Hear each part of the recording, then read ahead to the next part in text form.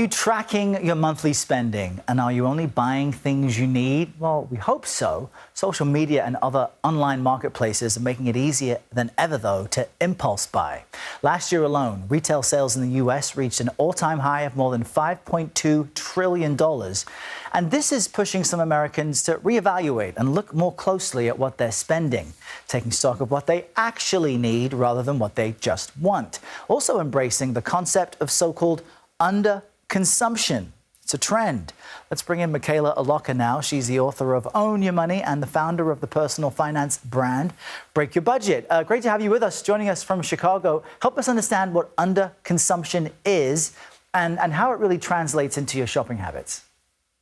Totally. And thank you so much for having me. I'm so excited to be here. So underconsumption is a trend right now, but really what it is a lifestyle choice. And the goal is to not only consume less, but become a more mindful and intentional shopper. So what this means is using up the things that you already have all over your home. That could be using up the beauty products that are in your bathroom, wearing and styling the clothes that are already in your closet, using up old cleaning supplies, and just being more thoughtful before you go out and buy something. And there are so many benefits to this. I think the big main one is the sustainability aspect, because we're all really thinking about the environment. How can we be more sustainable and more conscious consumers on a day-to-day basis? I can see how this would resonate with everyone, especially younger people as well.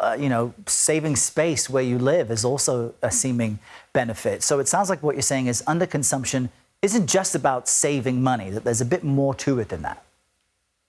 Absolutely. So yes, when you consume less, you're naturally going to be saving a little bit more money, but there are so many other elements to it. A lot of people do associate underconsumption with minimalism. If you want to go that route, you absolutely can. What I found through conversations with tons of people, and I would say most notably with Gen Z, is they're not necessarily embracing minimalism when they think of underconsumption. They're really just trying to, what I like to say, buy less and buy better. So they're being more thoughtful when it comes to quality over quantity. Everything is getting pushed through a filter of, is this a higher quality purchase that adds value to my life? What is the ROI on this purchase?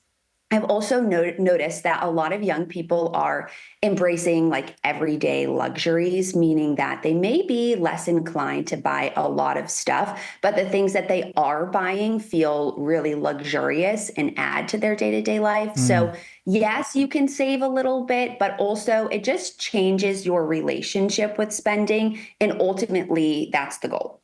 It's interesting, too, because we are inundated with ads on our social media feeds, sponsored products, and it sounds like what you're describing is a different way of thinking. I was thinking about getting a dog toy for my dog, Remy. I asked my wife about it, and she's like, Remy's going to rip that up in 2 seconds. We could just give her a rolled up ball of socks or something, although I don't want to rip up my socks. So it sounds like this is really just about a change in perspective.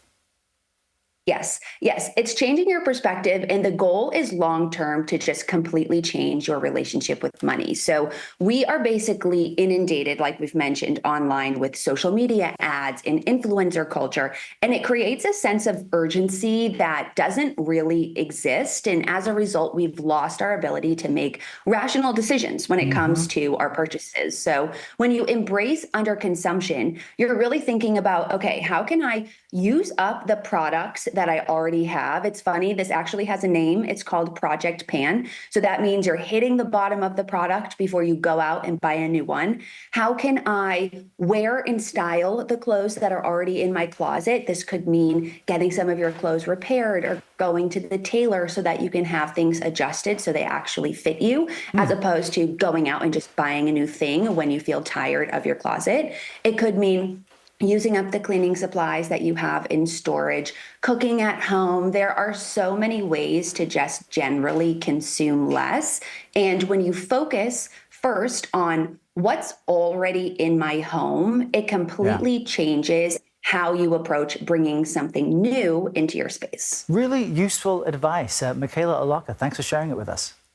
Thank you. This Money Watch segment has been brought to you by AT&T Business. Connecting changes everything.